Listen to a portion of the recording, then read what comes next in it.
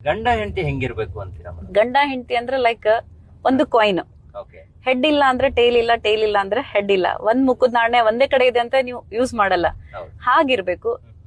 ಎಲ್ರಿಗೂ ಇರುತ್ತೆ ಮದ್ವೆ ಆದ ತಕ್ಷಣ ಗಂಡ ಹೀಗಿರ್ಬೇಕು, ನನ್ಗೆ ಅಲ್ಲಿ ಕರ್ಕೊಂಡ್ ಹೋಗಿಲ್ಲ, ನನ್ಗೆ ಅದ್ ಕೊಡ್ಸಿಲ್ಲ, ನನ್ಗ್ ಮಾಡಿಲ್ಲ, ನನ್ನ ಹತ್ರ ಟೈಮ್ ಕೊಟ್ಟಿಲ್ಲ ಅಂತ.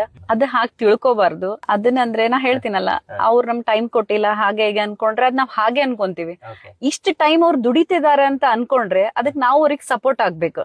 ಆ ಟೈಮನ್ನ ಅವ್ರ ಜೊತೆ ನಾವ್ ಇದ್ರೆ, ನಾನ್ ಇದೀನಿ, ನೀವು ಹೋಗ್ ಬನ್ನಿ, ನೀವು ಮಾಡ್ಕೊಂಡ್ ಬನ್ನಿ ಅಂತ. ಹಂಗಾಗಿ ಎಲ್ರಿಗೂ ಹೆಣ್ಮಕ್ಳಿಗೆ ನಾನ್ ಹೇಳೋದಂದ್ರ, ಟೈಮ್ ಕೊಟ್ಟಿಲ್ಲ, ಚಿಕ್ಕ ಚಿಕ್ಕ ವಿಷಯಗೆಲ್ಲ ಜಗಳ ಮಾಡ್ಕೊಂಡು ನನ್ಗೆ ಅದು ಕೊಡ್ಸಿಲ್ಲ ಇದು ಕೊಡ್ಸಿಲ್ಲ ಅನ್ನೋದ್ ಬೇಡ. ಮೇನ್ ಇರೋದು ನಮ್ಗೊಂದು ಕರ್ಮಣಿ ಮಾಂಗಲ್ಯ, ಅದೊಂದ್ ಇದ್ರೆ ನಮ್ಗ ಸಾಕು. ಬಂಗಾರ ಹಾಕೊಂಡ್ರೇನೆ ಅಂತೇನಿಲ್ಲ. ಆಮೇಲೆ ಅವ್ರು ಆ ಟೈಮ್ ಅವ್ರು ಏನಕ್ಕೆ ಯೂಸ್ ಮಾಡ್ಕೊಂತ ಇದಾರೆ ಅದನ್ನ ನಾವು ವಿಚಾರ ಮಾಡ್ಬೇಕು.